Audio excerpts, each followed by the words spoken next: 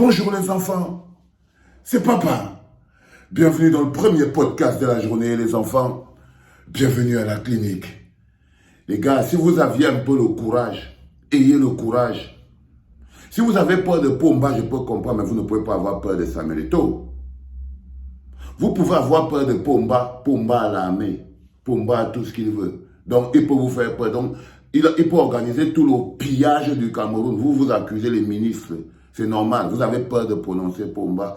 Il peut organiser la guerre au nord-ouest, au sud-ouest, mettre les Camerounais dans des situations compliquées. C'est normal, il a la GP, les Israéliens, les pompiers, les policiers, la gendarmerie. Donc, vous préférez accuser les ministres et même les ministres. Vous avez aussi peur de Samuel Eto'o. Vous avez aussi peur de Samuel Eto'o. Parce que c'est très facile d'accuser Rigobert Song-Barnak. Chaque fois que vous accusez de Rigobert Song-Barnak, c'est parce que vous avez peur. C'est comme ça exactement que vous vous comportez avec le pays. C'est-à-dire qu'un peuple qui fuit, vous êtes un peuple corrompu, qui tout le temps essaye toujours d'éviter le vrai responsable, celui qui a la responsabilité. Et généralement, il préfère s'attaquer à celui qui a été nommé que celui qui a été élu. C'est-à-dire que par exemple, ils ont élu Pomba président. Le gars fait du sale, mais eux ils s'attaquent aux gens que Pomba a nommés. Alors qu'ils ne savent pas que la personne qui est le premier responsable, c'est celui qu'on a élu et qui s'est permis de nommer ces gens. Donc la personne qui est élue dans cette histoire, c'est Dadis Camara. La personne qui écrit son histoire et les autres la racontent, c'est Dadis Camara. Donc, la première chose que vous devez constater, c'est que peuple camerounais, arrêtez la lâcheté. C'est-à-dire que vous dépassez même déjà les bornes. Vous dépassez les bornes. Non, non, non, non, non, non, non, non. Vous ne pouvez pas traverser, vous ne pouvez pas tout laisser. Vous laissez Samuel Eto'o aller se planquer et vous commencez à mettre Rigobert Song-Barnak dans les problèmes. Parce que Rigobert Song-Barnak, lui là, il n'est qu'un bouc émissaire.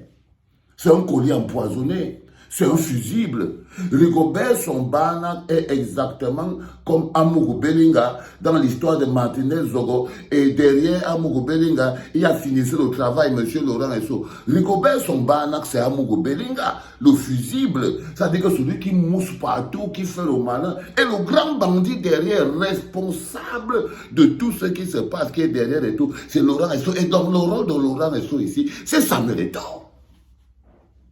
Dans le rôle de Laurent Esso ici, c'est Samuel Eto'o. Ça dit que si jamais Rigobert Song-Barnak, c'est Amourou Belinga, une arnaque, une escroquerie, un mensonge, parce que c'est ce que tu es, Rigobert Song-Barnak. Tu n'es même pas un vrai coach. Tu es une arnaque malade. Tu es d'abord une arnaque, mais tu es une arnaque qui a des pathologies. Tu es une arnaque qui a des pathologies. Donc si on était dans l'histoire d'Amourou Belinga, Rigobert Song-Barnak, tu es Amourou Belinga. Et derrière Amourou Belinga, il y a Lorenzo. Et qui joue le rôle de Lorenzo? C'est Samuel Eto'o. Samuel Eto'o, dans son narcissisme profond, avait besoin d'être en même temps le président de la Fédération camerounaise de football. Mais il voulait aussi en même temps être le manager sélectionneur. Parce que son cœur n'a pas la limite. Il voulait en même temps être le manager sélectionneur. Il voulait en même temps être l'équipementier. C'est-à-dire qu'il avait un projet. C'est-à-dire que même les 12 travaux d'Hercule ne sont pas assez. Il voulait en même temps être l'équipementier de tous les Lions indomptables. Donc il avait tout organisé sur sa timeline. Mais il a choisi maintenant les gens en fonction de sa puissance. Regardez tous les gens qui travaillent autour de Samuel Eto'o. Il a transformé la FECAFOOT en un club de Chinda. Il a transformé la FECAFOOT en un club de Chinda, les gars. Non. Quand vous regardez les gens seulement qui travaillent d'abord à la FECAFOOT, tu as l'impression que le gars a déplacé ses amis d'enfance et il les a amenés là. Donc, il avait besoin il avait besoin d'un coach suffisamment transparent, suffisamment assujetti, suffisamment affaibli et suffisamment faible. Qu'est-ce que Rigobert Song peut expliquer même à Samuel Eto'o dans les histoires du ballon? Rien. Rien. Rien. Mais il avait besoin d'un homme transparent, un homme de paille. Vous savez combien Rigobert Song nous a coûté? Il va coûter au Cameroun 1 milliard. 1 milliard. C'est l'argent qu'on a donné à Concessa pour prendre le faux billet que vous voyez là. 1 milliard. C'est le prix qu'on doit payer à Conceição pour avoir fait partie Conceição pour prendre ce faux billet. Avec une seule personne voulait être satisfait. Il voulait se satisfaire. C'est l'homme qu'on appelle Dadis Camara. Il a dit que non, j'ai les milliards. Je vais donner. Je vais donner.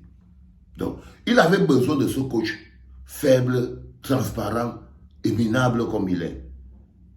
Donc, quand vous traversez maintenant, quand vous vous arrêtez sur Rigobert Song, c'est pour ça que je dis que vous êtes des lâches. C'est pour ça, non, parce que la personne dans laquelle vous devez demander, la personne à qui vous devez demander les comptes, ce n'est pas ça, Rigobert Song. Non, non, non, non, non. Le principal responsable, c'est celui qui vous a dit qu'il vient sauver le foot camerounais. Ce sont ses décisions. Il a dit qu'il vient sauver le football et les footballeurs camerounais. Mais je crois plutôt que ce qu'il a fait, c'est qu'il a rempli un peu les prisons. D'abord ça, parce qu'il a mis beaucoup de gens. Il a rempli un peu les prisons et il a rempli les joueurs de frustration.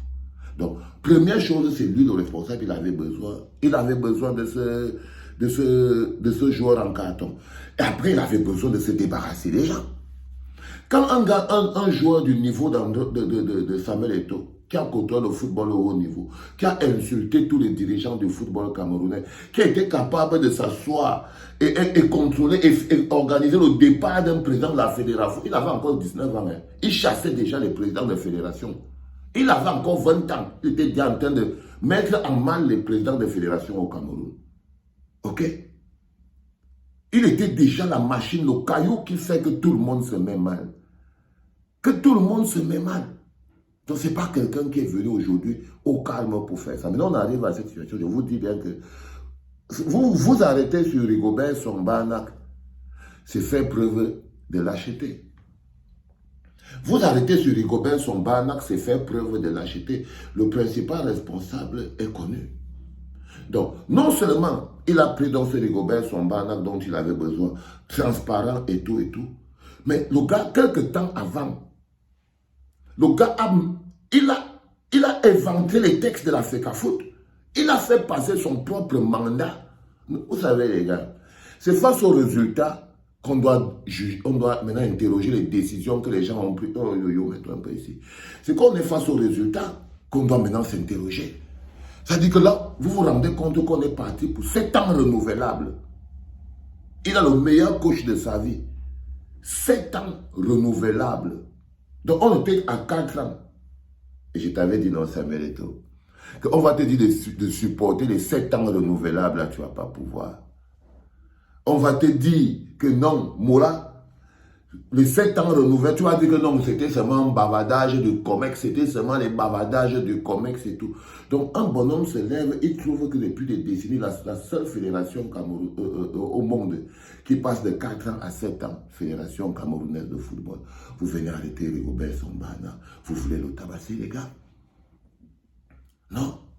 Quand tous les gens qui sont, les bonhommes qui sont à Bafoussam, là, les bonhommes qui sont des hôteliers, j'ai ici là les lettres des hôteliers. Papa, pardon, Valsero, demande à Eto'o de payer les hôtels. 1 an, ils n'ont pas payé l'hôtel. Ils ne veulent même plus prendre le téléphone. J'ai tous les messages ici. Donc, je crois personnellement que quand un manager sélectionneur associé à son président préfère faire jouer et passer à la place d'André Onana, c'est que c'est eux les problèmes. C'est eux les problèmes. Lorsque vous avez un manager sélectionneur et un président de fédération qui préfère faire jouer et passer au lieu de faire jouer André Onana, qui préfère faire jouer il s'appelle comment, Nicolas Nkoulou, au lieu de faire jouer Michael Ngande, qui demande à André Onana de le jouer le ballon sur le côté et qui essaye de se mettre au-dessus des joueurs, donc qui est jaloux des joueurs. Quand vous avez ce cocktail compliqué, vous avez dressé le lit de l'échec. Vous avez dressé le lit de l'échec. Donc on n'a rien à attendre. On a encore comme ça pour 7 ans. On a encore comme ça pour 7 ans. Les gars, 7 ans renouvelables. Hey, Seigneur, ça fait peur, non? Parce qu'on ne peut plus rien faire, hein? Ne vous trompez pas. À part prier, on ne peut rien faire. Dadis Camara va avoir fini les premiers 7 ans, je ne sais pas à quel moment ça finit. Et il va continuer encore les autres 7 ans. Il y a un gars qui a dit qu'il faut laisser les gens de la FECAFOOT travailler. Les gars, laissez-les travailler. On doit vous laisser travailler, non?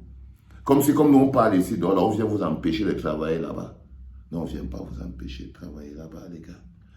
Allez, bonjour les apatrides. C'était le premier podcast de la journée spécialement dédicacé à tous ces Camerounais qui n'ont ni CNI, j'arrive en deuxième podcast, ne vous inquiétez pas, ni carte d'identité, ni acte de naissance, ni passeport au 21e siècle.